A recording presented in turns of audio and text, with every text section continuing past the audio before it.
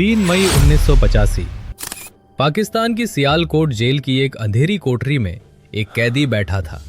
उसके हाथ में एक कागज था। कांपते हुए हाथों से वो एक खत लिख रहा था। उसने लिखा, अगर मैं भारतीय जासूस हूं तो मेरा देश मुझे पहचानने से इनकार क्यों कर रहा है। उस खत में दर्द था, गुस्सा था और एक ऐसा सच था जो दशकों तक परछाइयों में दबा रहा। वो कैदी कोई आम कैदी नहीं था, वो था एक भारतीय जासूस। एक ऐसा जासूस जिसने पाकिस्तान के अंदर 20 साल तक रहकर भारत के लिए काम किया। एक ऐसा जासूस जिसे पाकिस्तान की सेना में अफसर की वर्दी पहनने का मौका मिला और अंत में उसी वर्दी के नीचे उसकी पहचान दफन हो गई। ये कहानी है रविंद्र कौशिक की। वो नाम जो आधिकारिक दस्तावेजों में शायद कभी खुलकर नहीं बोला गया, लेकिन जिसे खुफिया दुनिया में ब्लैक टाइगर कहा गया। राजस्थान के श्री गंगानगर का एक साधारण सा परिवार 11 अप्रैल 1952 को जन्मे रविंद्र कौशिक बचपन से ही होशियार, आत्मविश्वासी और अभिनय में माहिर थे। कॉलेज के दिनों में वो नाटक किया करते थे। 1971 में एक राष्ट्रीय स्तर के नाटक में उन्होंने एक सैन्य अधिकारी की भूमिका निभाई। उनकी आवाज, उनका आत्मविश्वास, उनका व्यक्तित्व, सब कुछ इतना प्रभावशाली था कि दर्शकों में बैठे कुछ लोग उन्हें चुपचाप देख रहे थे। वे लोग आम दर्शक नहीं थे, वे भारतीय खुफिया एजेंसी के अधिकारी थे। नाटक खत्म हुआ, तालियां बजीं, लेकिन उसी रात रविंद्र की जिंदगी की दिशा बदल गई। उन्हें दिल्ली बुलाया गया। उनसे पूछा गया, क्या तुम अपने देश के लिए सब कुछ छोड़ सकते हो? उस समय उनकी उम्र सिर्फ 19 साल थी। उन्होंने हाँ कह दी। 1973 में उन्हें गुप्त प्रशिक्षण के लिए दिल्ली लाया गया। अगले 2 साल तक उन्हें एक नई जिंदगी के लिए तैयार किया गया। उन्हें उर्दू सिखाई गई, इस्लामी रीति रिवाज सिखाए गए, नमाज पढ़ना, कुरान की आयतें याद करना, पाकिस्तान की सामाजिक और राजनीतिक संरचना समझना, हर चीज।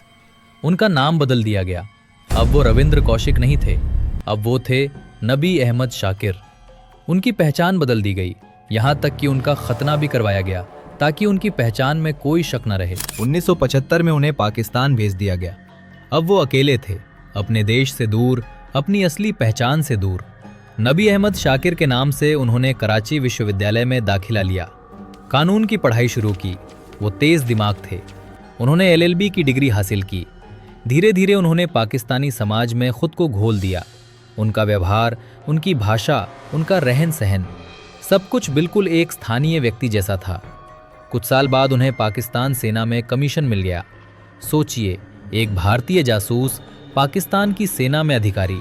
1979 से 1983 के बीच रविंद्र कौशिक ने भारत को बेहद महत्वपूर्ण सैन्य जानकारियां भेजी। पाकिस्तानी सेना की तैनाती, रणनीतिक योजनाएं, सीमा पर होने वाली गतिविधियां। उनकी जानकारी इतनी सटीक और उपयोगी थी कि भारतीय खुफिया तंत्र के लिए वो एक अमूल्य संपत्ति बन गए।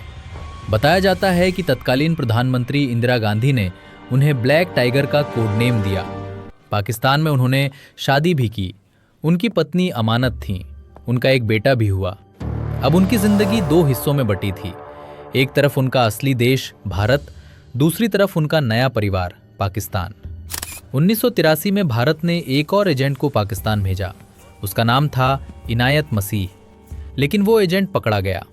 पूछताछ में यातनाओं के बीच उसने कई नाम उजागर कर दिए। उन्हीं नामों में था नबी अहमद शाकिर। 1983 में रविंद्र कौशिक को गिरफ्तार कर लिया गया। जब पाकिस्तानी अधिकारियों ने उन्हें गिरफ्तार किया, तब तक वो सेना में मेजर रैंक तक पहुंच चुके थे। उन पर देशद्रोह का आरोप लगा। कठोर पूछताछ हुई, यातनाएं दी गईं। 1985 में उन्हें मौत की सजा सुनाई गई। बाद में ये सजा उम्र कैद में बदल दी गई। सियालकोट और फिर मियांवाली जेल, 18 साल सलाखों के पीछे। उन्होंने अपनी मां को कई खत लिखे। एक खत में उन्होंने लिखा, क्या देशभक्ति का इनाम यही है?